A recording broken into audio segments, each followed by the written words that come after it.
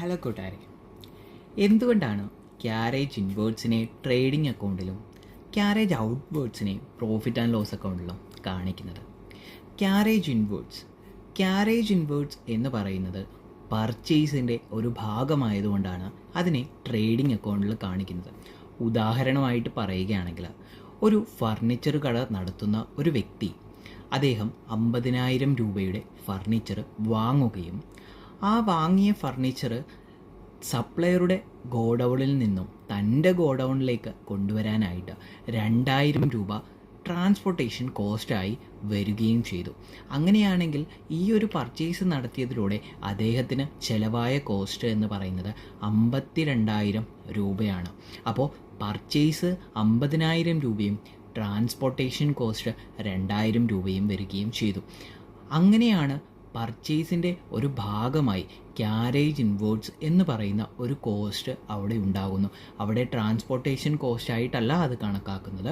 Carriage inwards purchase നടത്തിയത് കൊണ്ട് അതിൻ്റെ കൂടെ അഡീഷണലായി വരുന്ന ഒരു കോസ്റ്റാണ് ക്യാരേജ് ഇൻവേർഡ്. അതിനെ trading and profit and loss അക്കൗണ്ടിലാണ് കാണിക്കുന്നത്. Carriage outwards first of all സെയിലിന് ശേഷം വരുന്ന ഒരു ഇൻഡയറക്റ്റ് എക്സ്പെൻസ് ആണ്. അതുകൊണ്ട് തന്നെ ഇൻഡയറക്റ്റ് എക്സ്പെൻസിനെ നമ്മൾ കാണിക്കുന്നത് P&L അക്കൗണ്ടിലാണ്. എന്തുകൊണ്ടാണ് സെയിലിന് ശേഷമാണ് ഇൻഡയറക്റ്റ് എക്സ്പെൻസ് വരുന്നത് എന്നൊരു ചോദ്യം ഉണ്ടാകാം. ആ ചോദ്യത്തിന് ഒരു എക്സാമ്പിളായിട്ട് നമുക്ക് പറയാം. മുമ്പേ വാങ്ങിയ അതേ ഫർണിച്ചർ ഒരു കസ്റ്റമർ 70,000 രൂപയ്ക്ക് വാങ്ങുകയാണ്. ഈ 70,000 രൂപയ്ക്ക് വാങ്ങിയ കസ്റ്റമറോട് നമ്മുടെ കടയുടമ ഇത് ഫ്രീ ഡെലിവറിയായി നിങ്ങളുടെ വീട്ടിൽ കൊണ്ടെത്തിക്കാം എന്നും വാക്കും നൽകുന്നു, അല്ലെങ്കിൽ ആ ഒരു സർവീസ് പ്രൊവൈഡ് ചെയ്യുന്നു.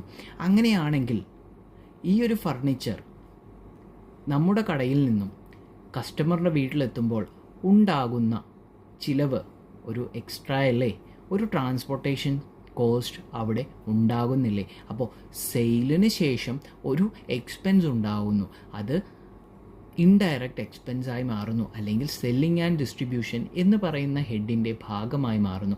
അതുകൊണ്ടാണ് P&L അക്കൗണ്ടിൻ്റെ ഡെബിറ്റ് സൈഡിൽ ക്യാരേജ് ഔട്ട്വേർഡ്സ് എന്ന് പറയുന്ന എക്സ്പെൻസ് വരുന്നത്.